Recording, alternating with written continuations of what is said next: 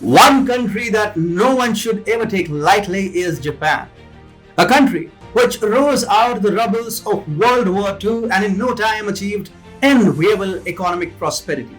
A country which single-handedly provided the support and geopolitical stability in the East Asia region, because of which countries were able to focus on economic development for the second half of 20th century, surely cannot be taken lightly.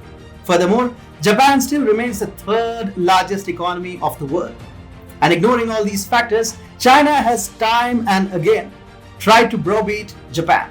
While being a peace-loving nation, Japan will not let any other country try to bully it and destabilize the region, undoing the hard-earned peace. So Japan has now decided that the time to talk sense into Chinese Communist Party has ended, and it will have to be forced to comply with international ways. After containing China diplomatically, the next target is China's supply chain monopoly. Hi and welcome. This is TFI Global, the foreign affairs and geopolitical analysis arm of the TFI Media Group. And I'm your host, Atul Mishra. In this video, I will tell you how Japan has come up with a master plan to kick China completely out of the global supply chains. Let's begin.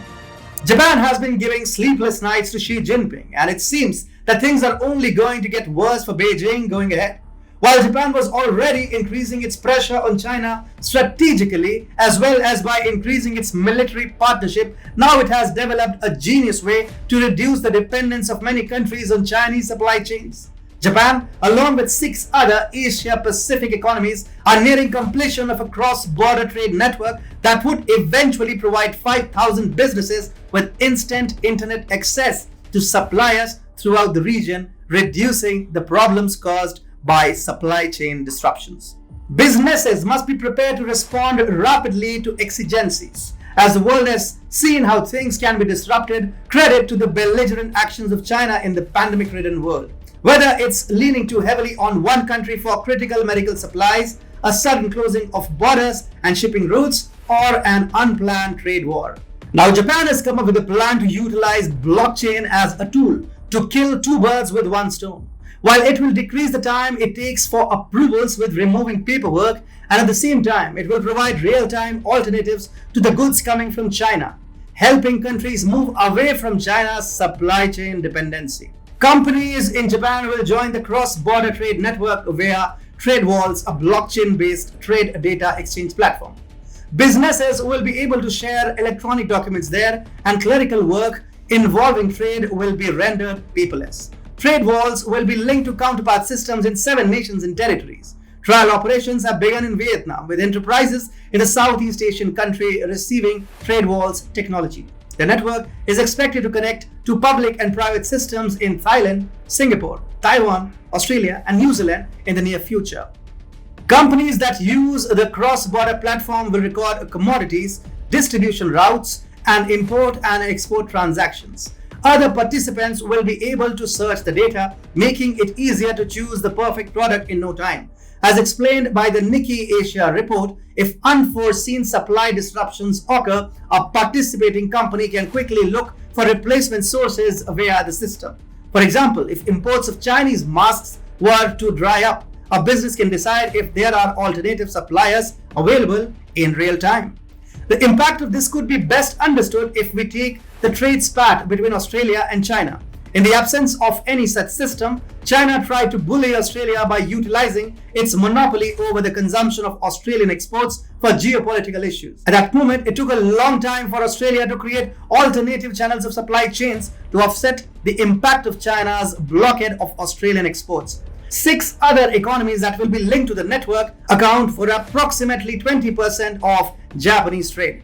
With the platform's complete implementation, that share could climb. The network's digitization of trading paperwork is expected to stimulate commerce for Japanese enterprises, and this will happen at the cost of Chinese trade and will surely divert the supply chains away from the shores of China to these 7 countries. The Japanese economic offensive against the Chinese seemed to be going on with a turbo boost.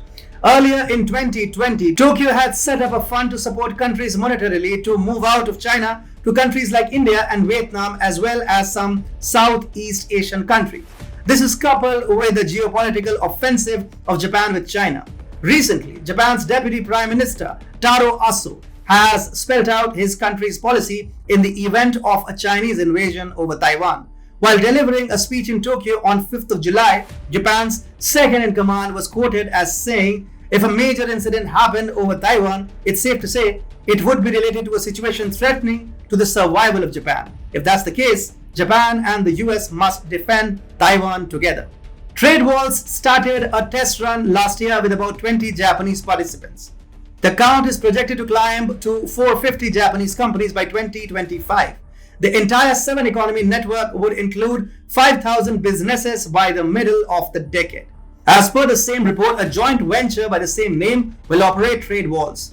Entity Data, Mitsubishi Corp, MUFG Bank, and Tokyo Marine and Nishido Fire Insurance are among the 7 Japanese corporations that have invested in the company. Participating companies will pay usage fees to the joint venture. In addition to this, the company is exploring partnering with a platform in the United States. This goes on to show that in the coming years, as these efforts succeed, the ecosystem may encompass other countries as well, removing China's monopoly entirely.